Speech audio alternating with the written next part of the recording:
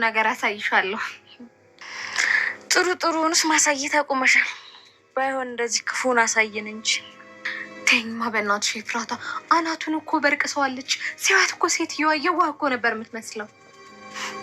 እኔ የገረመኝ እንደዛ ሆኖ ቆሞ መሄዱ። ትንሽ ተሰፍቷል። ከዚህ በኋላ ሞገስና ሉላ መጥፊያቸው ነው። በጭራሽ የተዋቸው።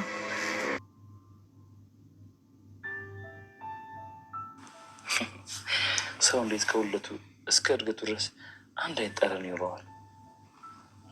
ግን ሞገስ እንዳልሽኝ ቀረሽ እና ያ ሞገስ ልበል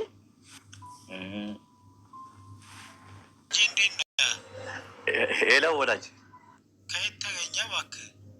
አለው መረጃ እንድትሰጠኝ ፈልጌ ነበር። ማለት ወደ አንድ ሰው የተደወሉትን ስልኮች በሙሉ አሳልፌ እንድሰጥ ነው የፈለግከው? አዎ። ለዚህ ውለታ ደግሞ ያው እንተሳሰባለን። ዝና ይቅርታ፣ በዚህ ጉዳይ እንኳን የምረዳ አይመስለኝም። የእውነት አንተ ልለምን እፈልጋለሁ እባክህ።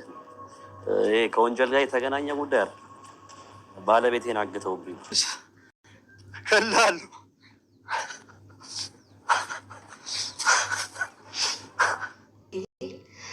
አሁንማ ባዶሽን ስትቀሪ ቆጭሽ ይሆናል። ደግሞ ከጋሽ ከተለየች በኋላ ግርማ ሞገሷ ሁላ ተገፏል። ማረግ የማይወድልሽ ግን ጋሽ ላግባሽ ቢለኝ ቢጠይቀኝ ምንድን ነው የምለው?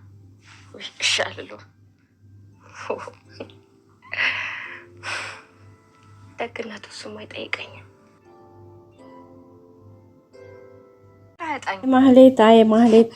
ማህሌት ሰው እንዴት ከአንዴ ስህተቱ ከሁለቴ ስህተቱ ከሶስቴ ስህተቱ አይማርም?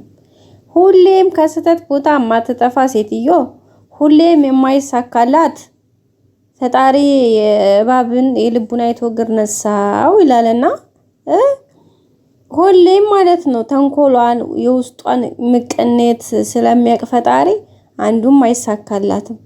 በሚገርም ነው።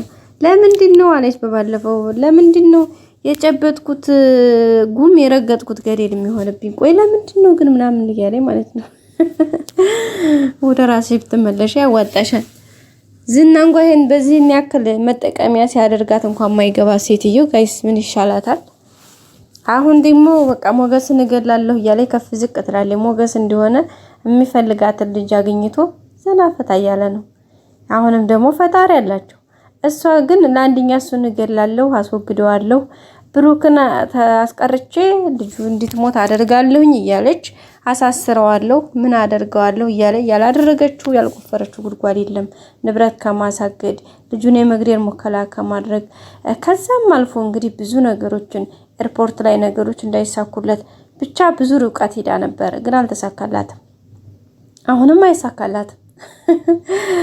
አሁንም እንግዲህ በቃ አንቺ ደንቆሮ እያለ እየሰደበ ነው ደግሞ የሚያሰራት ዝና። ፈጣሪው የትዕግስቱን ስጠኝ። አንቺ ምንድነው ደንቆሮ ነሽ እንዴ? አንቺ ምንድነሽ እንዴ? በስማም የማይላትን አጠይቁኝ ጋይስ። እውነት አንቺ ደንቆሮ፣ አንቺ ድሮውንስ አንቺ ምናምን እያለ ጋይስ እንዴት አድርጎ አጥቆ እንደሚያሰጣት ይሄ ራሱ በጣም ትልቅ ውርደት ነው። ግን እሷ ምንም መስሚያ የላትም ነው የምላችሁ። ጭራሽ መስሚያ የሚባል ነገር የላትም በጭራሽ ምንም። በቃ አሁንም ከስተቷ አትማርም። ለምንድን ነው ግን የማይሳካልኝ? ሁሌ አንተ ላይ ስደርስም የሚበላሽብኝ እያለቻት ነበረና ላይ ኤፍራታ ተንኮል ስለምትሰሪ ነውና የተንኮል ነገር ያው መጨረሻው ስለማያምር ነው አለቻ ማለት ነው። ከዛ አንቺ ደግሞ ምን ማለት ነው? እኔ ምንም አይነት ነገር ተንኮል ትክክል ነው የምሰራው ሁሉ ትክክል ነው። ፎርስ አው ታዲያ ትክክል ነው እንዴ? እንደዛ ብለሽ ጭንቅላትሽን ካላደደብሽው ታዲያ በምን መልኩ ሊገባሽ ይችላል አንቺ? ወይ ጉድ እኮ ነው። እንደው ሁሌም አይሳካላትም። እግዚአብሔር ይመስገን። በባለፈው ትንሽ አስተካክላቸው ነበረ። የሞገስን ንብረቱን አሳግዳ ብሩክንም ንብረቱን አሳግዳ ልጁ እንዳያሳክም ነገሮች በጣም እንድደበላለቁበት አድርጋ ነበረ። ግን አይሳካምና እግዚአብሔር ይመስገን የትም አትደርስም ማለት ነው። እንግዲህ ይሄው እንደምታዩት እዚህ ጋር ትንደፋደፋለች እውነት።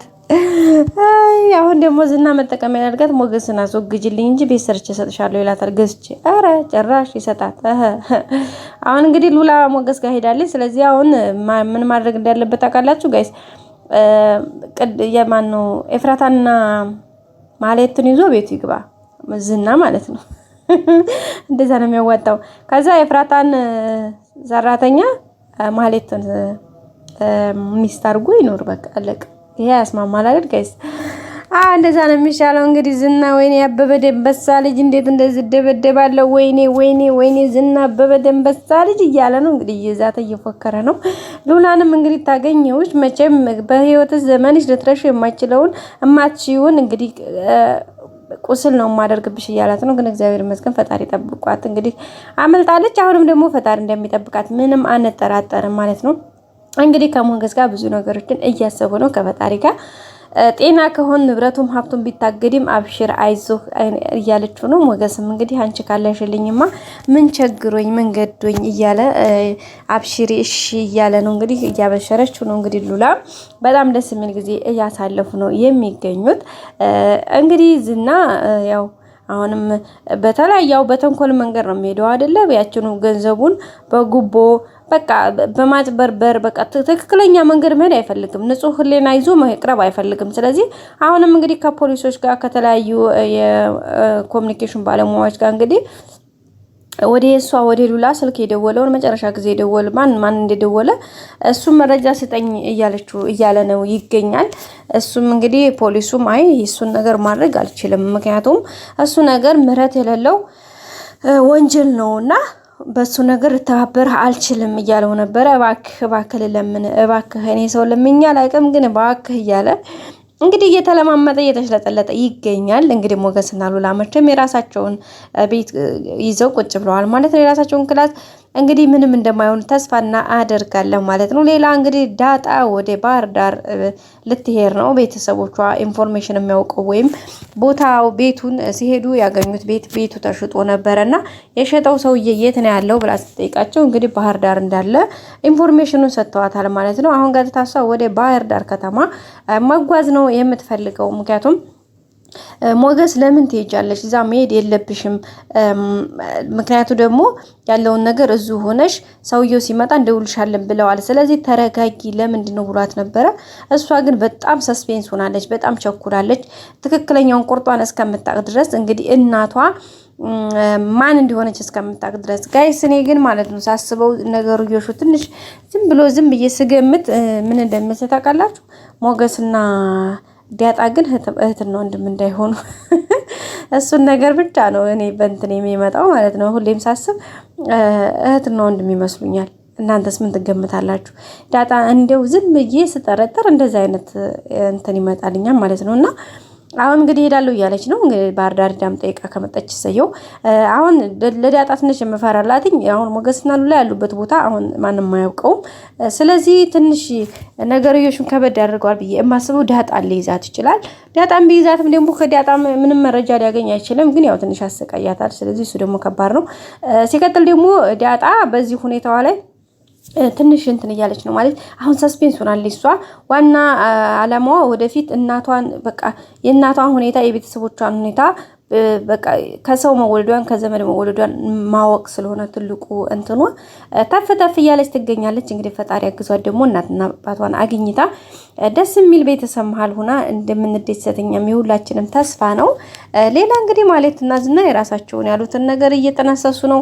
ላጋች ምናምን እንግዲህ ሞገስን እንዲያግቱት ብዙ ነገሮችን እያደረጉ ነው። ሞገስን ግን እስካሁን ሊያገኙት አልቻሉም። ከዛ ሲቀጥል እንግዲህ ቅድስቴ ብሩክና ምሳሌ ያው እንግዲህ ምሳሌ በሕክምና ላይ ትገኛለች። አሪፍ ሕክምና እያደረገች ትገኛለች ማለት ነው። ግን አልጨረሰችም። ሌላ እንግዲህ ቅድስቴ በቃ አሪፍ ህልም እያለመች ነው። እሱ ምንድነው እንግዲህ ሞገስን እንደ ሞገስ ማነው ሶሪ ይቅርታ እንደ ብሩክ አይነት ባል ባገኝ። ጋሽ እኮ በጣም ምርጥ ሰው ነው። አሁን እንደ ጋሽ አይነት ባል ቢገኝ ጋሽ አሁን እኔ ላግባሽ ብለኝ ብሩክ ምን እለዋለሁ? አረ እሺ አልለውም፣ ግን ሲጀመር እሱ ማይጠይቀኝ ምናምን እያለች በቃ ከራሷ ጋር በጣም እንትን ውስጥ ነው ያለችው ማለት ነው። እንግዲህ ሌላ ሞገስም ሲመጣ ብሩክ ሲመጣ እባክሽ እኔ እነግረዋለሁኝ አንቺንማ ማሳለፍ የለበትም እያለ ነበር ማለት ነው። እና ተጣልታችሁ ይል እንዲ ያለችው ቅድስት ማኗ እሱም አለለካ አለ ማለት ነው። ግን ቢሆንም ሲመጡ ስለሚታረቁ እንደሚነግረው ተስፋ እናደርጋለን። ሲቀጥል ለምሳሌም ነግራታለች እንደሚነግረው እናውቃለን ማለት ነው። በቀጣይ ክፍል እንገናኝ። ደህና ቆዩ።